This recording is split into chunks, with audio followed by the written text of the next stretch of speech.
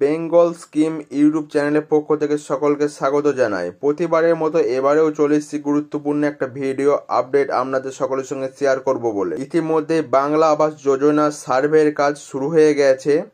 14ই November থেকে শুরু হবে রিচেকিং, অর্থাৎ পুনরায় আবার সার্ভে হবে। এবার সকলের মনেই প্রশ্ন, সার্ভে হলে কি ঘর পাওয়া যাবে? যে সমস্ত ব্যক্তির বাড়ি বাংলা আবাস যোজনার জন্য সার্ভে হয়েছে সেই সমস্ত ব্যক্তি কি বাড়ি পাবেন? কোন কোন ব্যক্তি এই বাংলা আবাস যোজনায় বাড়ি পাবেন সেটি জানতে হলে ভিডিওটিকে স্কিপ না করে পুরোপুরি দেখে যান।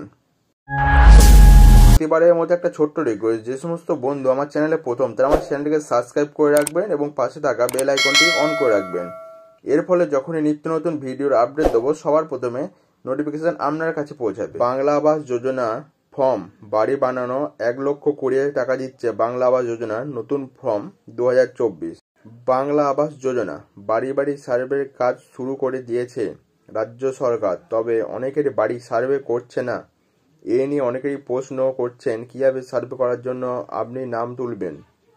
আজকে এই প্রতিবেদনের মাধ্যমে জানাবো বাড়ি পাওয়ার জন্য কিভাবে ফর্ম পূরণ করবেন, কোথায় form Bangla Awas Yojana application form 2024 পাবেন, কিভাবে ফর্ম ডাউনলোড করবেন, কোন কোন কাগজপত্র লাগবে, তাছাড়াও কিভাবে অনলাইনে স্ট্যাটাস চেক করবেন।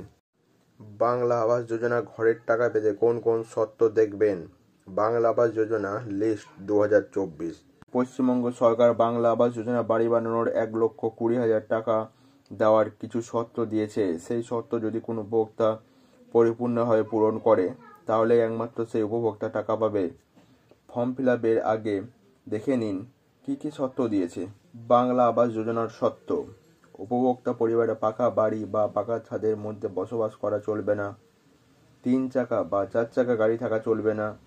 কৃষিজ 3 চাকা 4 চাকা গাড়ি থাকা চলবে না। উপভোক্তা পরিবারের কেউ সরকারি চাকরিজীবী হলে সেই পরিবার বাদ যাবে। পরিবারের অকৃষিজ জমি সরকারিভাবে রেজিস্টার হয়ে থাকলে সেই পরিবার বাড়ি পাওয়া থেকে বাদ যাবে। পরিবারের কোনো সদস্য 15,000 টাকার বেশি মাসে আয় করলে সেই পরিবার বাদ যাবে। ইনকাম ট্যাক্স দিয়ে থাকলে উপভোক্তার নাম বাদ যাবে।